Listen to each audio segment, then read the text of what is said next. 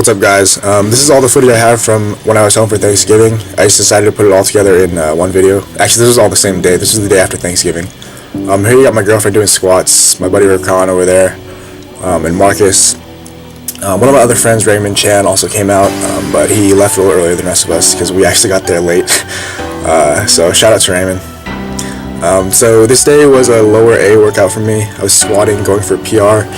360 pounds for 4 sets of 6 was the goal, and I did get all 4 sets, but my form's not exactly perfect. You can kind of see on some of my reps, or actually most of my reps, my hips tend to rise a little faster than my shoulders out of the hole, so that's something to work on. But I think overall my form is okay. It's just towards the end of the set it breaks down a little bit.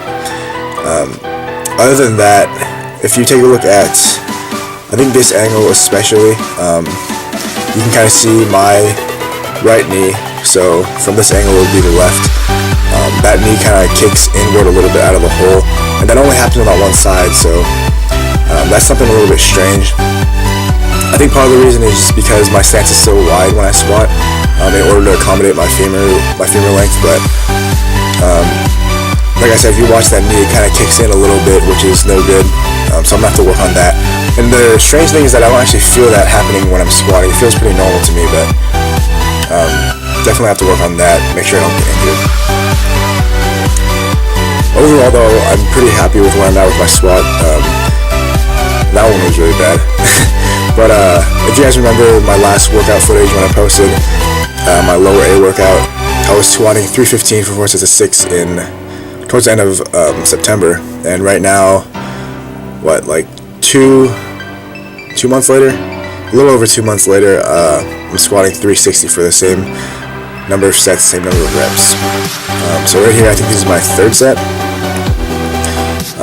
This is a good angle to check depth and bar path, so we'll see what's going on.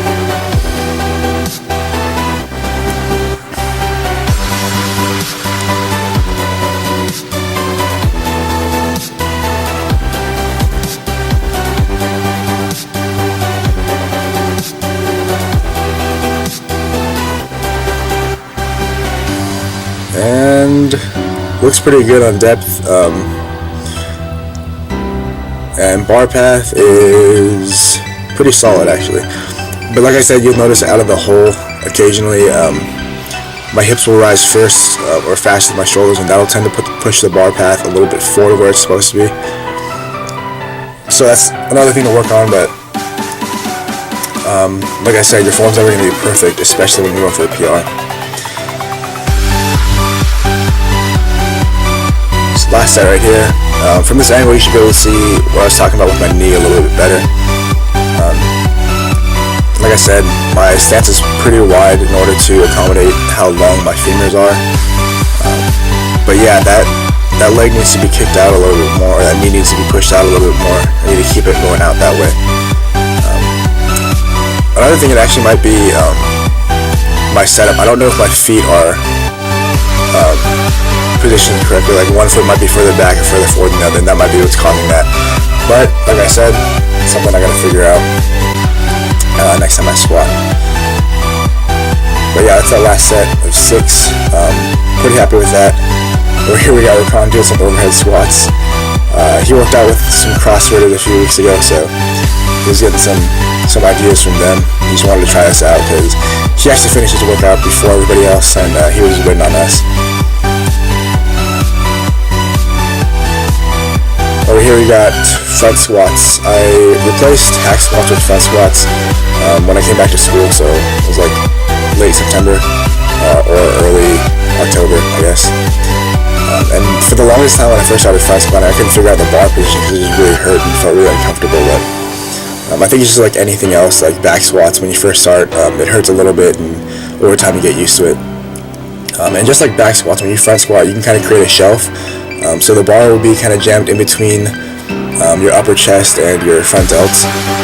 The important thing to remember is just to keep your elbows in and up, and then your hand position will kind of depend on the length of your forearm in relation to the rest of your arm.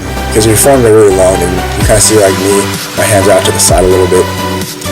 But a lot of people with shorter forearms or shorter limbs, they can have their hands pretty much straight on.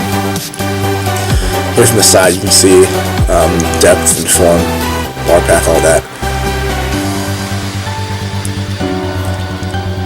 Front squats, you tend to stay a lot more upright, especially compared to low bar squats, so it's easier to hit a little bit deeper depth. The only thing for me that I struggle with is obviously keeping that thoracic extension and keeping myself upright, because you'll notice towards the bottom of the rep, a lot of the time it'll look like I'm falling forward, the bar's gonna slip off my chest, but just another thing I gotta work on, I guess. We're in and out. We're about to eat. Come on. We're gonna get some to everybody. Zoom in. Chris Jones. Representing physiques and greatness. And we had... Marcus was just Instagramming his food. Yo, did they forget me or something? Ask him. You're racist. Yeah. Is it because I'm Arab? We got 4 burgers. The secret to fitting this in your macros is you gotta get ketchup and mustard instead of sauce and no cheese, because each of these burgers I think is only 10 fat. And after I eat this I still have 29 grams of fat left.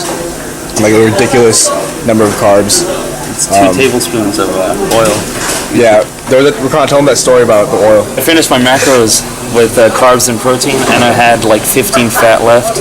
So a tablespoon of oil has 15 grams, so I just did it. Shotgun some oil. Yeah, pretty much. This is the damage. So you like 5 pounds of rice, dude. Rice is... Oh, I'm Asian, so it sounds weird, but I don't really like rice. Well, noodles.